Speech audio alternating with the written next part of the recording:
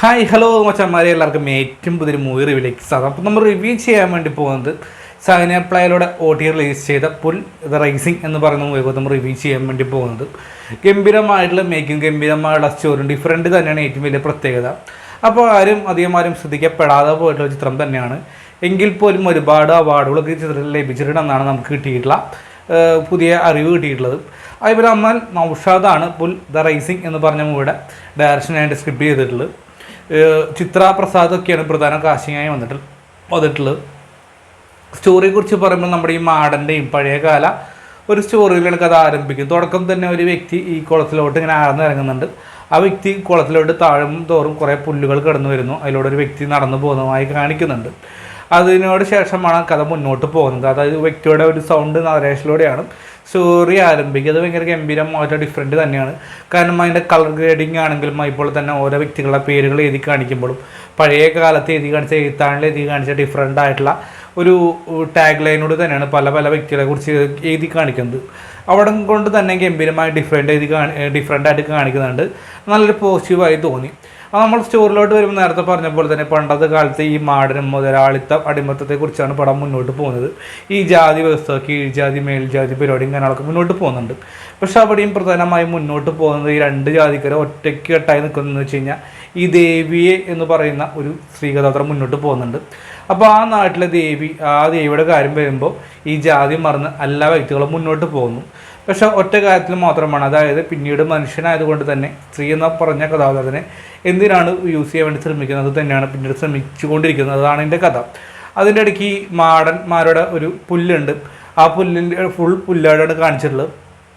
അതിലോട്ട് കടന്നു കഴിഞ്ഞാൽ വഴി തെറ്റും. അതായത് ഒരു പക്ഷേ അവിടെ പാമ്പുകളുണ്ട്, അതുപോലെ തന്നെ മൂർച്ചയുള്ള പുല്ലുകളാണ്. തിരിച്ചറിയി കഴിഞ്ഞാൽ വഴി തെറ്റിക്കഴിഞ്ഞാൽ ഒരു പക്ഷെ മരണപ്പെടുന്നതാണ് അതിലവർ പറയാൻ വേണ്ടി ശ്രമിച്ചിട്ടുള്ളത്. അത് ഗംഭീരമായിട്ട് ആ പുല്ലിൻ്റെ സീസൺ കാര്യങ്ങളൊക്കെ ഗംഭീരമായി കൊണ്ട് തന്നെ ശ്രമിച്ചിട്ടുണ്ട്. അതിനിടയ്ക്ക് കക്കാൻ വരുന്ന ഈ കള്ളന്മാരുടെയും മാടെന്ന് പറയുന്ന കള്ളന്മാരുണ്ട്. അവരെ പ്രത്യേകത വെച്ച് കഴിഞ്ഞാൽ മോഷ്ടിക്കുക. അതുപോലെ നാട്ടിലെ ദേവമ്മ എന്ന് പറഞ്ഞിട്ടുള്ള ഒരു സ്ത്രീകഥാപാത്രമുണ്ട്. അപ്പോൾ ഈ ആദ്യം ഏത് കള്ളനാണ് ഇറങ്ങാൻ വേണ്ടി വരുന്നത് അവരുടെ അടുത്ത് എത്തിപ്പെടും. അത് ലൈംഗികമായി ബന്ധപ്പെട്ടെന്നൊക്കെയാണ് കഥ മുന്നോട്ട് പോകുന്നത്. ഈ ദൈവമ്മയെക്കുറിച്ച് പറയുമ്പോൾ ആ നാട്ടിലെ അതിമനോഹരമായ സുന്ദരിയായിട്ടുള്ള സ്ത്രീകഥാപാത്രമാണ്. അതായത് അവരെക്കാൾ മുമ്പ് ഒരു ദേവി എന്ന് പറയുന്ന ഒരു സാങ്കല്പികമായിട്ട് അവരാണ് കണ്ടുകൊണ്ടിരുന്നുണ്ടാവുക. അപ്പോൾ അതിന് മുതലാളിത്തത്തിന് ഈ പെണ്ണ് വന്നതോട് തന്നിട്ടും താനേക്കാൾ ഉയർന്ന ജാതിയിലുള്ള വ്യക്തി കല്യാണം കഴിക്കുന്നു. അതിൻ്റെ ഇടയ്ക്കാണ് ഈ മാടൻ എന്ന് പറയുന്ന ഈ കള്ളൻ കയറി വരുമ്പോൾ ഈ പുല്ല് വരഞ്ഞിട്ട് ആ ചോര കുടിക്കും. പിന്നീട് അത് മാറും വരെ ലൈംഗികതയ്ക്ക് ഉപയോഗിക്കുന്നതൊക്കെയാണ് അതിൻ്റെ സ്റ്റോറിയായി പറയാൻ വേണ്ടി ശ്രമിച്ചിട്ടുള്ളത്. അതിൻ്റെ ഇടയ്ക്കാണ് കുറേ നാൾക്ക് ശേഷം പിന്നീട് പുതിയ കഥ മുന്നോട്ട് പോകുന്നു. അവിടേക്ക് ഒരു ചെറിയ പെൺകുട്ടിയെ ദേവിയായിട്ട് തിരഞ്ഞെടുക്കുന്നു.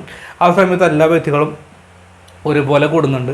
അതിൻ്റെ ഇടയിലേക്കാണ് അവിടുത്തെ നാട്ടിലെ ആ ചെറിയ പെൺകുട്ടി ആ ദേവി ബലാത്സംഗം ചെയ്യപ്പെടുന്നത്. അതിനിടയ്ക്കുള്ള ഓടി രക്ഷപ്പെടുന്ന ഈ പുല്ലിൻ്റെ ഇടയിലേക്കാണ്. അവൾ ആര് സംരക്ഷിക്കും ഇല്ലയോ എന്നൊക്കെയാണ് കഥ മുന്നോട്ട് പോയിട്ടുള്ളത്.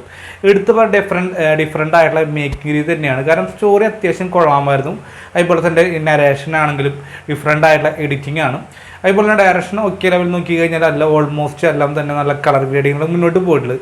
ഫുള്ള് കൂടുതലും ഇരുട്ടും ഈ പുല്ലിൻ്റെ ഇടയത് കൊണ്ട് തന്നെയാണ് ഒരു ഡിഫറെൻ്റ് ആയിട്ട് തോന്നിയിട്ടുള്ളത്. കാരണം ഈ സമീപകാലത്തല്ലേ മലയാള സിനിമയിൽ തന്നെ ഉടനീളം ഒരു പുല്ലും അതുപോലെ തന്നെ വേറെ ഒരു കന്തവും കത്തിച്ച് കഥ മുന്നോട്ട് പോകുന്നുണ്ട്. അത് പല ഡിഫറെൻ്റ് ആയിട്ടുള്ള മേക്കിങ് കാര്യങ്ങളൊക്കെ നല്ല രീതിയിൽ തന്നെ എനിക്ക് ഇഷ്ടപ്പെട്ടു. അതുപോലെ തന്നെ സ്റ്റോറി എന്ന് നേരത്തെ പറഞ്ഞു പ്രകടനത്തിന് കാര്യം എടുത്ത് പറയണം. കാര്യം ഇതിലൊരു അവസാന ഭാഗത്തൊരു ചെറിയ പെൺകുട്ടി വരുന്നുണ്ട്. അവരുടെ ഡബ്ബിങ് ആണെങ്കിലും അതുപോലെ തന്നെ കള്ളനെ ദേവിയെ രക്ഷിക്കാൻ എന്തുകൊണ്ട് ദേവിക്ക് കള്ളനെ രക്ഷിച്ചുകൂടാ, ദേവിയല്ലേ അവിടെ ജാതി വ്യത്യാസമുണ്ടോ, ആ കാര്യം ഭയങ്കര ഡിഫറെൻ്റ് ആയിട്ട് തോന്നി. ഇൻ്റർവെൽ ബ്ലോഗ് ആണെങ്കിലും അതുപോലെ തന്നെ ഇത് നമ്മൾ ഒട്ടും പ്രതീക്ഷിക്കാതെ കുറച്ച് പേരുടെ കടന്നുവരവുണ്ട്. എല്ലാവരും ഓക്കെ ലെവൽ തന്നെയാണ് മുന്നോട്ട് പോയിട്ടുള്ളത്. പാട്ടുകളില്ല. ഏറ്റവും വലിയ മറ്റൊരു പ്രത്യേകത ഡ്യൂറേഷൻ തന്നെയാണ്. ഏകദേശം 1 മണിക്കൂറും 15 മിനിറ്റും താഴെ ഡ്യൂറേഷനുള്ളൂ. നല്ലൊരു പോസിറ്റീവായി വൈബായി എനിക്ക് തോന്നി. അപ്പോൾ എന്തായാലും അമൽ നൗഷാദ് എന്ന് പറയുന്ന ഡയറക്ടറിൽ നിന്നും അല്ലെങ്കിൽ അപ്കമിങ് റേറ്റിൽ നിന്നും ഇനിയും ഒരുപാട് ചിത്രങ്ങൾ ആവട്ടെ എന്ന് പ്രതീക്ഷിക്കുന്നു. ആ ചിത്രങ്ങൾ ഉണ്ടാവട്ടെ എന്ന് ആശംസിക്കുകയാണ്. എന്തായാലും പുൽ റൈസിംഗ് എല്ലാവരും തിരിച്ചറിയും കാണേണ്ട നല്ലൊരു ഡിഫറെൻ്റ് ആയിട്ടുള്ള മേക്കിംഗ് രീതി ഉള്ള ചിത്രം തന്നെയാണ്. അത് തീർച്ചയായും കണ്ടു നോക്കുക. അപ്പോൾ നിങ്ങൾ കണ്ടിട്ടുള്ള വ്യക്തിയാണെങ്കിൽ നിങ്ങളുടെ അഭിപ്രായം കമൻറ്റ് ബോക്സിൽ രേഖപ്പെടുത്തുക. നമ്മുടെ വീഡിയോ എന്നത്തെ പോലെ ഇഷ്ടപ്പെട്ട ലൈക്ക്, ഷെയർ, സബ്സ്ക്രൈബ് എന്ന് പരിഗണിക്കുക. അതിരിക്കും ബൈ ഫ്രണ്ട്സ്.